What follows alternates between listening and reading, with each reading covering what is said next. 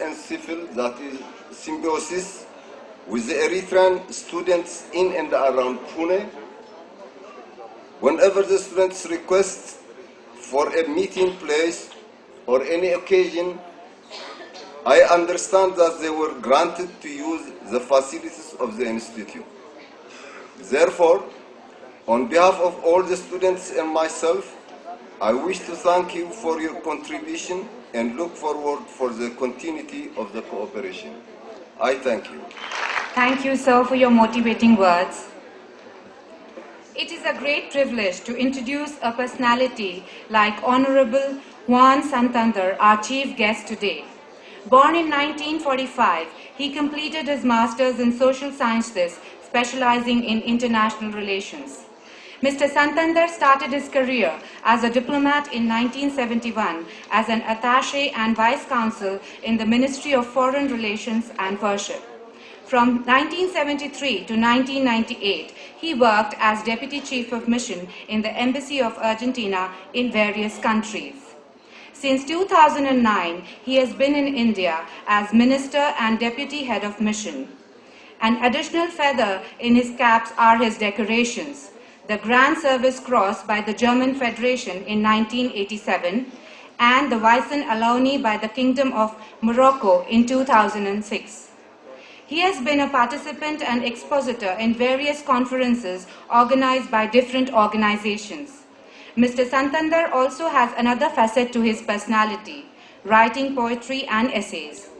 These have been published in various countries like Argentina, Venezuela, Singapore, Japan, Spain, and others. He is also versatile in languages like Spanish, English, French, Portuguese, Indian, German, and Italian, German, and Arabic. I would now invite him to address the gathering. Good evening, Dr. Mujumdar, Professor Sahasrabuddhe, esteemed colleagues, ladies and gentlemen. I'm going to talk to you on a more personal tone. According to what we talked with Professor Sahasrabuddhe, my words have a title, and this title is Different Outside, Similar Within. The life of a diplomat is something about which many people develop various fantasies. In a sense, to be honest, I ought to disappoint you. It is just like any other mortal. But allow me to stress that this although bears a lot of significance. There is, of course, the most exterior face of it, which is the glamour and all that. Also, there are the responsibilities in which, being a diplomat, you incur practically with any gesture, not to mention words. And last but not least, the incomparable pride of feeling that you are actually serving your country and your people. Keeping in mind, in this sense, the saying of our non-saint Father Talleyrand, a diplomat is a diplomat 24 hours a day. On the other side, that of daily life, you encounter the same problems, difficulties, and joys anybody else might procure and find or not during one's living time. You have a family to support and maintain, a wife that deserves all your attention because it is she who shares with you all the good and bad moments that may come your way, and children that you must and wish to educate and cherish and help them grow up to become good persons in the world, both towards themselves and those they love, and towards those they know and with whom they link a relationship. All of this happens at the same time in different countries, with different surroundings, with better or worse colleagues and chiefs, amidst different cultures and people. It is about this that I would like to talk to you today. The differences, like the supposed glamour of diplomatic life, are the most exterior aspect of what you find in arriving to a new posting. Food is different, climate is different, people act and interact among them and with you in a different way from what you have experienced before, or even sometimes from anything you have ever experienced. It is somehow as if you had to learn it each time all over again.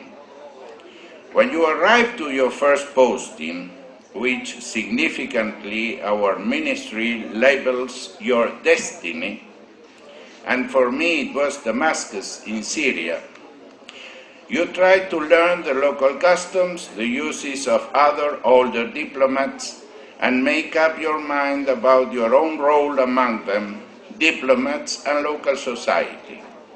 Incidentally, when I was arriving at Damascus, it was 73, the same moment when Dr. Mujumdar was founding ELTIS.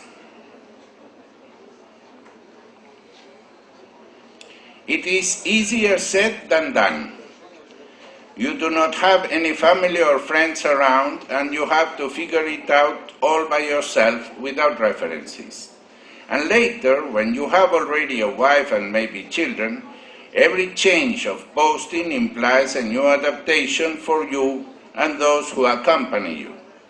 In my case, I have served in Syria, Tunisia, Venezuela, Singapore, Egypt, Morocco, and now India, with brief excursions into Libya, ex-Yugoslavia when it was still whole, Finland, Spain, Philippines, Paraguay.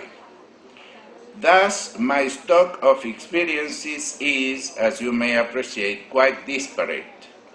I have visited other countries too as a tourist, but those I do not include. Nevertheless, approximately a third of my career was among Arabs, whose language I started to learn already in Damascus by 73, with an excellent Palestinian teacher. And by them I shall begin. Personally, I think that Arabic culture represents the Orient of the Occidental world, the East of the West, as the latter is usually or rather traditionally conceived, centered around Europe and the Mediterranean Sea. America, with all its own very significant, peculiar and individual roots, is a projection, as in two mirrors facing each other, for many reflections came and defined, coming from America, since the 16th century, the European world, economy and culture. But the colonization and immigration by Europeans was, since then, a definite trait of the American people, and the countries they established since the end of the 18th and mostly at the beginning of the 19th centuries, like Argentina, whose bicentennial was celebrated last year. What I mean to say by the Orient of Occident is that Arabic culture, though being the other through the Crusades in Middle East and the reconquest in the Iberian Peninsula, was and had at the same time been the introducer of much that was lost or misplaced from the classic Greek culture, without which what we call Occident becomes unthinkable, and influenced the languages and literature of the European countries, as well by transmitting stories known from Persia and from India, as by something so present as the rhyme in verses. The rap of today would not exist without the Arabs having been in Europe and transmitted their mode of versification. European languages did not use rhyme in their poems, which were measured by metric units of rhythm, especially classical ones like Latin and Greek, but also those of the coming barbarians. Now, being here in India, I realize how much that influence was exerted both ways, toward the East as much as toward the West. And then it was also a both ways avenue. The story of the two wolves, Kalila and Dimna, whose translation from Arabic was ordered in Spain by the Castilian king Alphonse X, called the Wise, in the 13th century, is actually of Indian origin, as described in the story itself. And also, though I am no expert, I find some resemblance between the Kathak style of dance in India and the flamenco dancing in Spain. Which of the ways did this influence come or go?